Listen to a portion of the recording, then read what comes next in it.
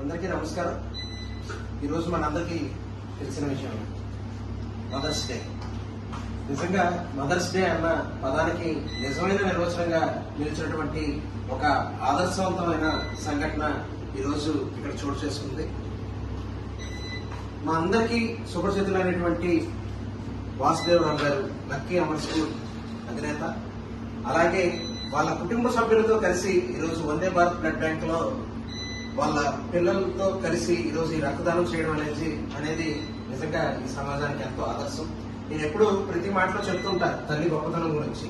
నీ తల్లి నీకిచ్చిన రక్తాన్ని ఎక్కడో ప్రసవ వేదనతో బాధపడుతున్న ఆ తల్లి కందించి ఆ తల్లి పడ్డ ఆనందాన్ని ఈ తల్లితో పంచుకున్నప్పుడు నీ తల్లి కళలో పొందిన ఆనందమే నిజమైన మానవత్వం. అలాంటి మానవత్వానికి మచ్చుకొనకే ఈరోజు ఈ నిదర్శనం, ఈ సంఘటనని ఈ సందర్భంగా తెలియజేసుకుంటున్నాను. ఇదే కాదు, ప్రతి సంవత్సరం కూడా వాళ్ళ స్కూల్లో ఇలాంటి రక్తదాన శిబిరాలు నిర్వర్తిస్తూ వాళ్ళ జీవితంలో వచ్చే ప్రతి మంచి రోజును కూడా ఇలాగ రక్తదానం చేస్తూ ఎంతో మందికి, ఎంతో మాలాంటి యువకులందరికీ కూడా ఆదర్శంగా నిలిచినటువంటి ఈ పుణ్య దంపతులకి, అలాగే ఈ ఇద్దరు పిల్లలకి కూడా ఆ భగవంతుని ఆశీర్వాదాలు ఎప్పుడు ఉండాలని.